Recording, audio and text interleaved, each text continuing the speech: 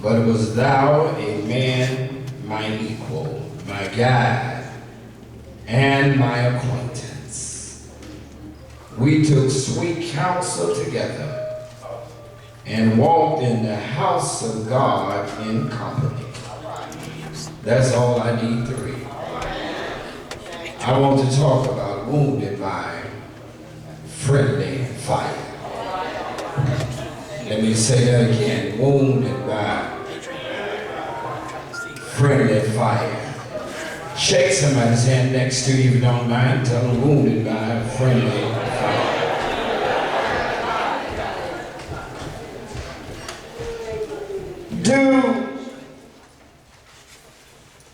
Do you know of anybody that always complains?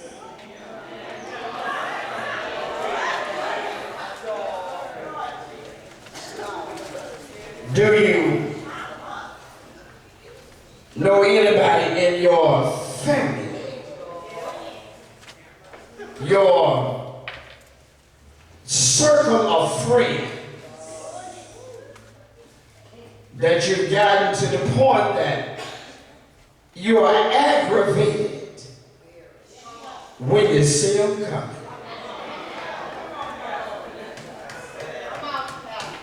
Because you already know the only thing that they're going to do is complain. And some folk complain so much until they get on your reserved nerve.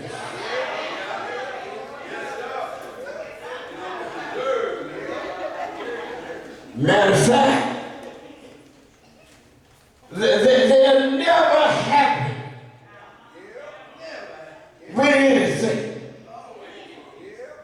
And do you know anybody like that is just a cancer to the atmosphere? Matter of fact, let me put it better, they're toxic. They're pessimistic. They are negative. The only thing they want to do is see what is wrong and never spend any time trying to see anything that is right. And all of us know at least one person. I want to share with you that if they're not on your job, they definitely in your family. If they're not on your job, in your family, they on the street that you live on, in your community. And for this Christian movement, they always show up at the church. Always negative. Always complaining about something. It's too cold. It's too hot. Lights too bright. Music too loud. Music too low. They sing too long. They let the same folks sing all the time. Always complaining about something. Always negative. And it is, though, ladies and gentlemen, that they have never heard the song that says, I won't complain. We sing the song and get happy. We sing it and get overjoyed. And then turn it right back around and complain. Matter of fact, you even get to the part that says, God been good to me.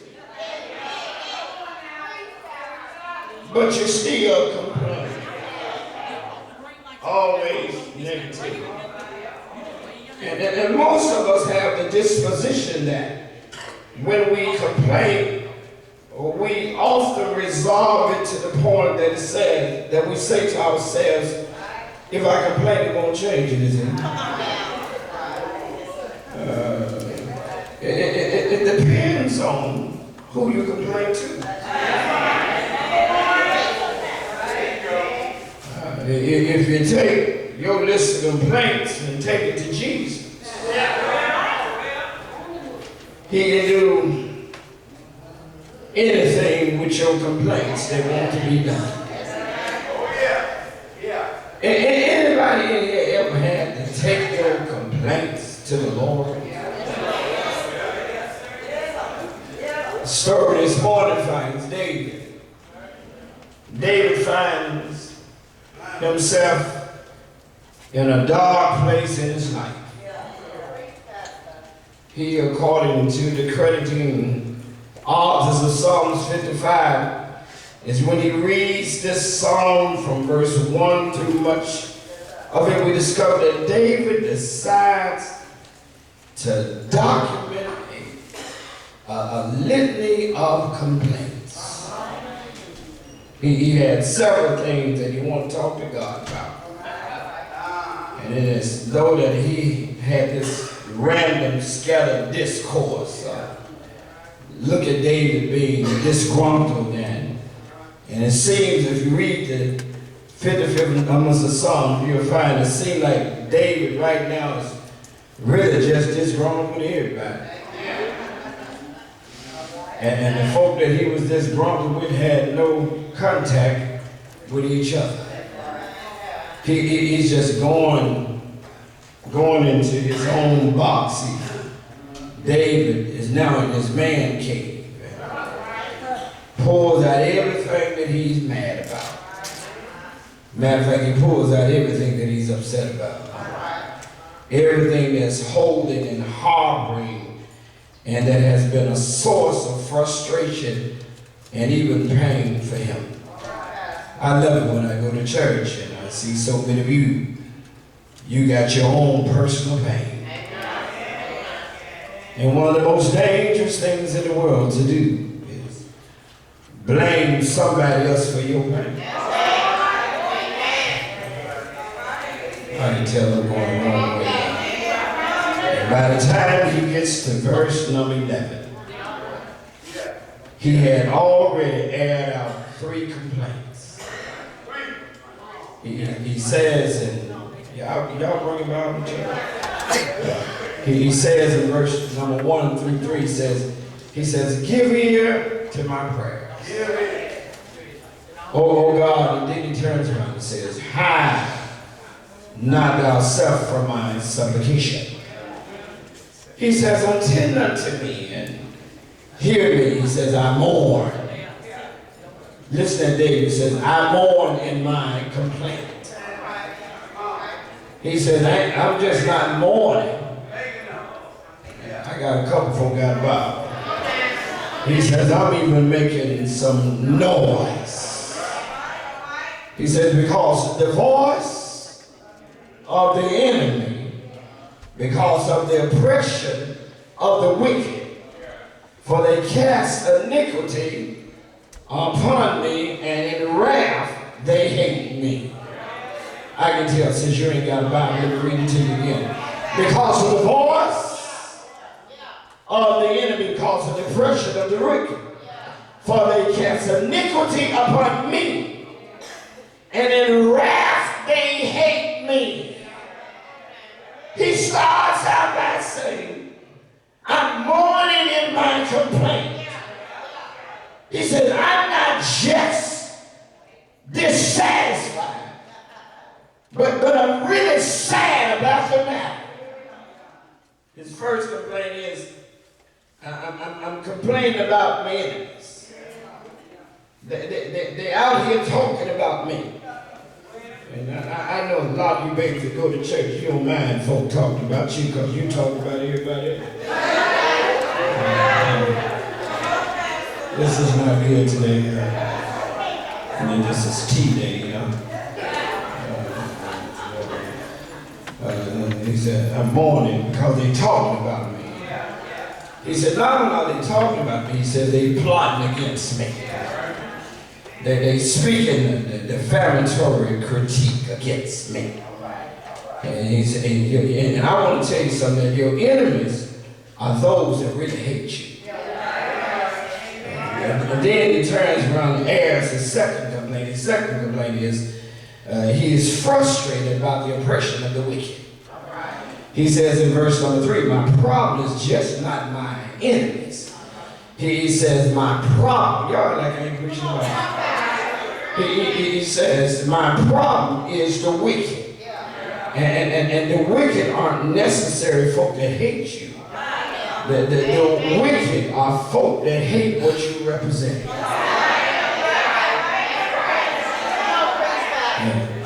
Folk that hate you on the job because you represent something greater than them. Y'all ain't said amen. Folk don't like what you represent. The wicked, they have a problem. They got a problem with you being good. They got a problem, matter of fact, with anything good, anything acceptable. They got a problem with anything that's normal. They definitely got a problem with anything that's godly. You know, folk will dislike you on the job if you don't hang out with them. If you don't drink with them. If you don't go to happy hour with them. Y'all kill me trying to act like you had Kool-Aid all your life. The wicked, take your seatbelt off, we'll go to church in a minute. The wicked are not necessarily against you, they're just against anything that's good. Third complaint that he had, he says there's corruption in the community. He says by the time we get to verse number 11, there's a wickedness everywhere. And it seems like he's in the United States of America every time you turn around. And you can put a policeman on, some new policeman on, but guess what? It don't stop killing. And you can put them on every street in Memphis, and it ain't gonna stop the killing. Verse number 10 says, it is violence and strife in the city. And the wickedness is hated in the community. He raises the question, why is that David the target of hatred and wickedness? And the information is not really disclosed in Psalm, but due to the fact of his character and the nature of the writer, we're safe to infer that there have to be some grounds as to why David is the target of wickedness and hatred. The Bible says that his enemies hate him. The wicked hate what he stands for. And his community is the antithesis of what he represents. And he stands for that which is good and acceptable. And anytime you stand for something, there's always somebody wants you to fall for nothing.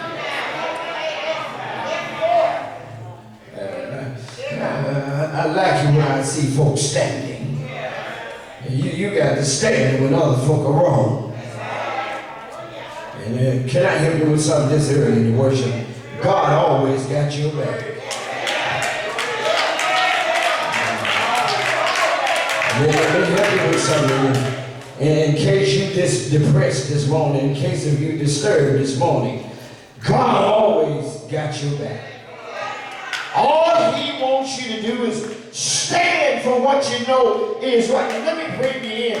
People in the wonderful moment, guess what? And there are days you're going to be right and cannot prove it. Question is, why is David under attack. Well, let me just pause and say, since you're on your way out the door. Let me ask you this, why are you under attack? Why is it that I have somebody sitting in this church this morning that always feel like everybody's always attacking me? I got some folk that's sitting here with me this morning. Guess what? You feel like, seem like the devil has taken target practice on you. Every time you turn around, something going on.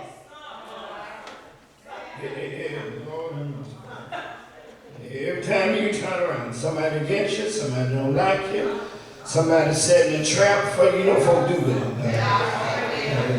Every time you turn around, you got a bill that you didn't think you had. Every time you turn around, you got to spend some money when you hadn't planned to spend some. I don't like to preach to this rich crowd. I like to get some folk from the hood, and they'll understand something about being broke. And isn't it strange that when you're broke, it's easy to become broker? I'm sorry, that was for free. This Psalms is an appropriate prayer for a believer when he's facing danger and intimate disaster. The Psalms is he's now calling for help, expecting that God will resolve in his saving, delivering, and healing power. And he says, my heart is so pained within me that the terror of death is falling from me. And listen to what David is saying. He says, fearfulness and trembling is come upon me. He says, the horror has overwhelmed me. I need to speak to somebody here this morning. And you got tears on it. Matter of fact, you done cried so much on the outside, and you ain't got no other choice but cry on the inside. I got folk in here right now, and you don't have no more clinics, as a matter of fact. And you use up all of the toilet paper. Y'all ain't saying you use the face towels, and now you're at beach towel level. That you cried so much. Matter of fact, you have to change your pillowcase every morning because you done cried all night long. Let me tell you something. When you're struggling with life and you feel overwhelmed, anybody here ever felt so overwhelmed until you was depressed, disgusted, you was so overwhelmed, you don't want nobody to ask you no question. Don't ask me what my name is, where I'm going. Don't ask me nothing.